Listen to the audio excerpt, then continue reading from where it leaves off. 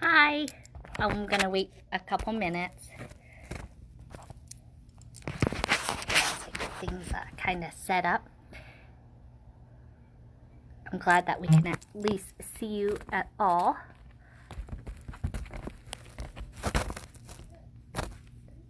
Let's see.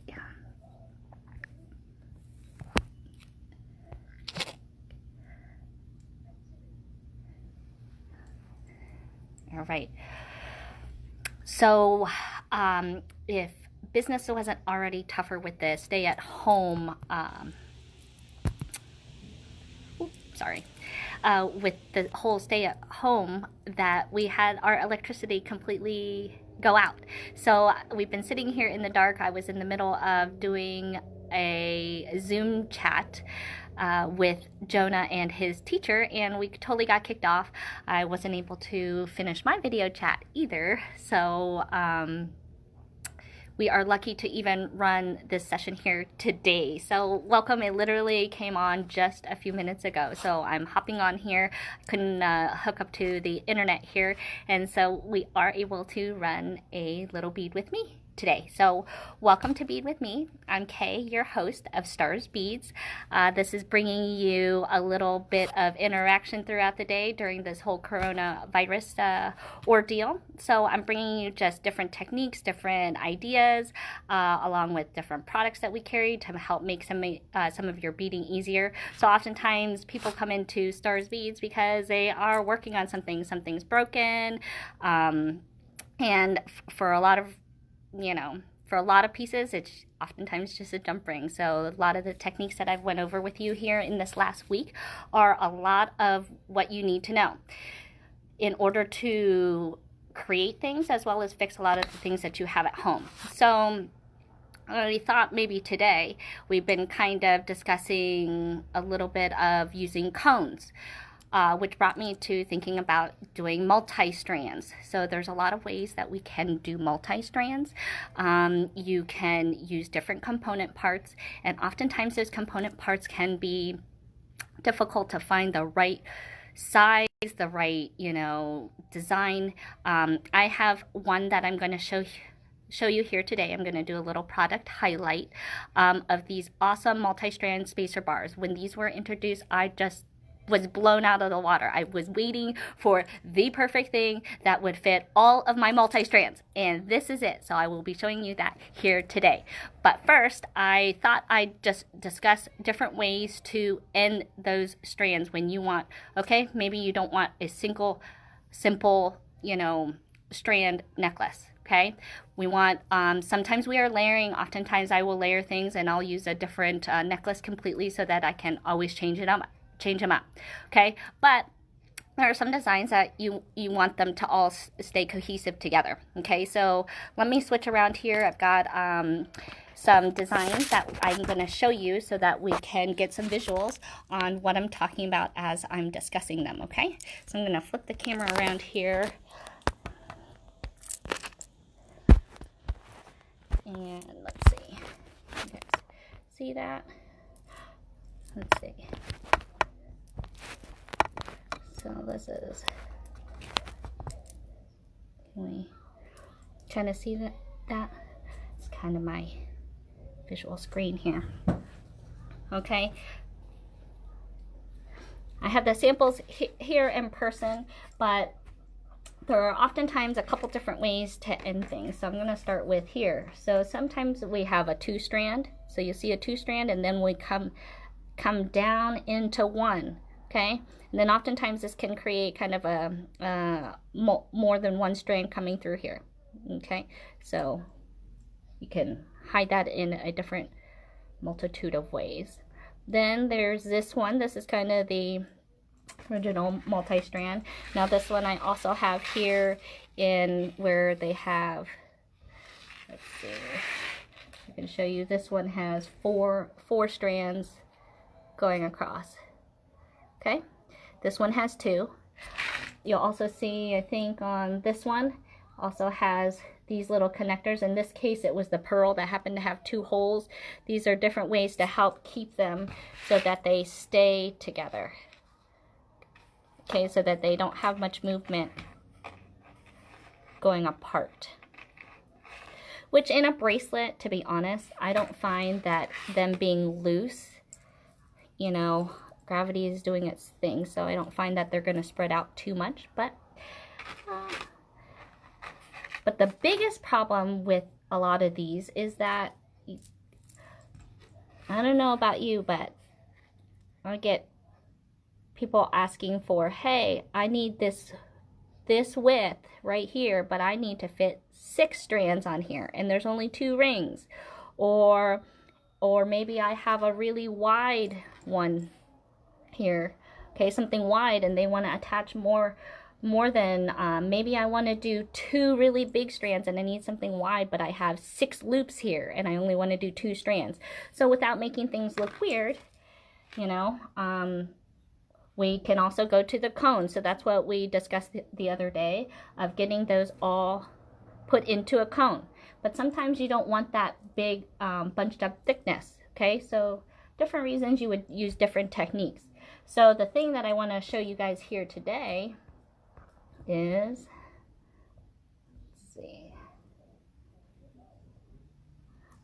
are these babies. These are awesome, okay? They are, let's see if I can zoom in here, but you'll see that they kind of have a lid here, okay? You'll also see that they have a slit. So I'm going to do an up close. I'm going to flip the camera around so we can get a visual of these guys in person. Okay, so we'll see one of these up close. So we'll see that there's different sizes. So here's kind of small, medium, and large. Okay, so different number of strands. But the beauty of these is that you can slide in what you need. So you'll see there's a little slit there, okay, with an opening on the top. Okay, and the bottom is closed. Okay, the beauty of these is we're going to show you how to use them. Okay, as we were looking on this particular sample, okay, I'm going to talk about different things and how we can slide those in here. So you can see that's closed on both sides, and being able to use this end. So you can see this ending, you can imagine, hey, if I had bigger beads, I would only want 2 strands in here. Well, that's totally fine using an ending like this. Or maybe you're a big seed bead person. You want to put 10 strands here. You can totally do that too, okay? The beauty of this end is that it doesn't differentiate, okay? So let's show you how to work with those, okay? So let's see. So this is kind of what I just showed you here, okay? I'm going to take the sample that we were messing with the other day. So we were playing with this garnet strand, and I'm going to do it on the other end here. Okay, so we'll get you into work view here.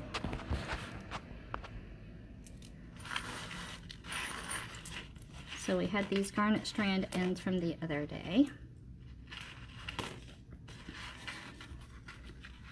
So one side I had stuck into the cone, which I'm going to probably do a re-edit on the video because I couldn't get the cone to fit in there, but the cone to fit over the crimps, but I did get them to go over. That's what happens live. I even practiced it before. So what we need to do here is I'm going to take a crimp, and for this purpose, let's see, I'm going to use a little silver one. Okay.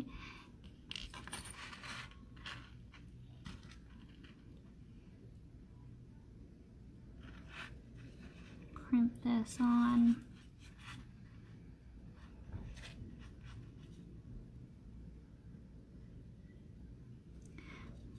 Now, normally we would go back through a crimp, okay? But in this case, we're not going to be seeing all of that. You may be able to do that. It might help sometimes catch in this little slit here. But as you work with it, you can think of more ways to be able to slide the things that you do want that may not normally fit through the slit. And I will discuss that a little bit here today as well. But right now, really all I want to do, and because that slit is a slit, I want this crimp to be kind of thick. So I'm going to do the fold in half method versus crushing it flat. So I'm using the crimper tool. We carry crimps, we carry all the basics that you see me using here today. So if you need more of anything, please let us know. We appreciate the support. Okay, so I've got that crimp. I'm going to cut this little tail here.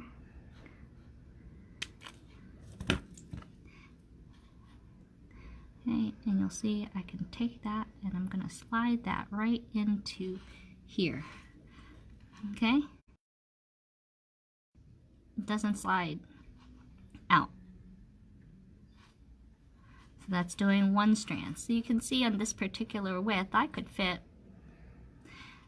different sizes. In this case, remember on this one, we did some chain. Okay, so say I wanted to stick in some chain. Now, a chain link, you know, when it's done sideways, it actually holds in there too. So you can try some things.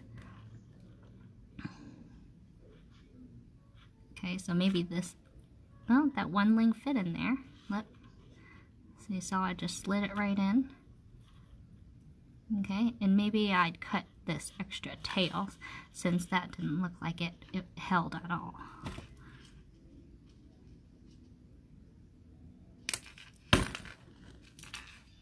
Okay, but this is the idea, guys.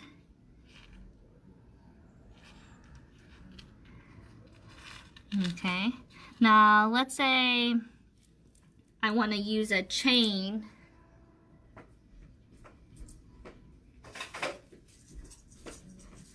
that I cannot fit through here.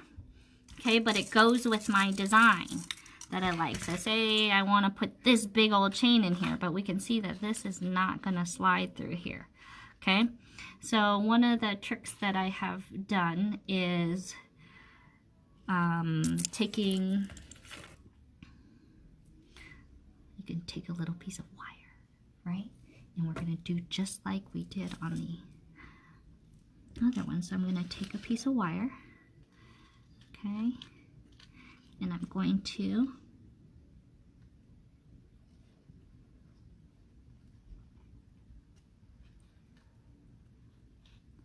attach it.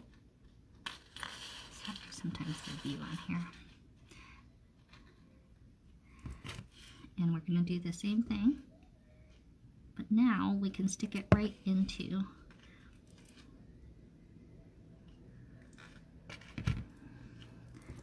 the piece we want, right?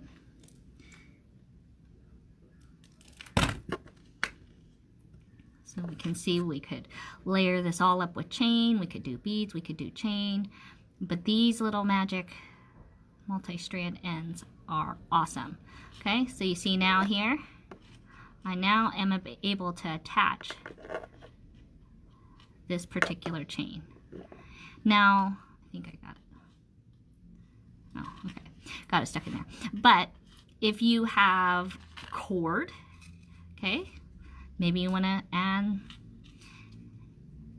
a little texture to it. Okay, you can also, I'm just gonna take a knot here.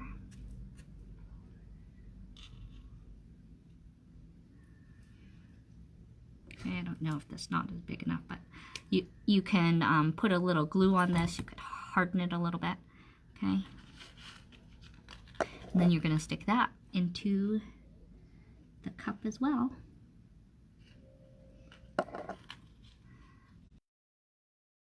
Okay, so you can see we can use chain, we can use cord, we can use beads.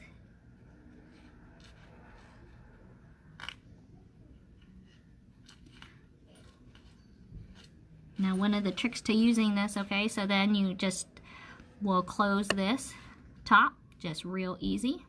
Okay, you can take a pair of pliers even, okay, and getting the leverage just to push it down, okay? Then you can attach this just like you to this kind of ending. You would do the same thing. So it could go to chain, it could go to beads, it can go to whatever it is that you want. Maybe if you were doing an earring, okay, you can put an earring hook on the top, okay?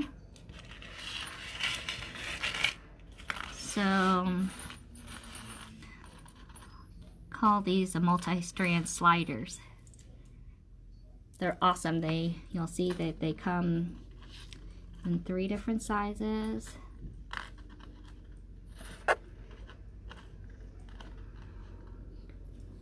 Okay, the size we were messing with today is that medium.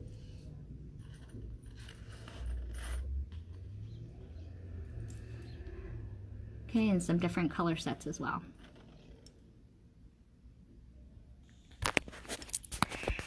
So that is a little bit more on multi-strands and using a slider bar end. If you are interested in seeing a particular technique or a different product highlight, please let me know. Make sure you like us, follow us. You'll catch these on YouTube also, so they will get uploaded shortly after our live feed. So I really appreciate you joining me here today on Bead with me. Join me tomorrow, Friday at 2 p.m. for another session, and I look forward to seeing you. Thanks so much. Everybody stay safe and healthy.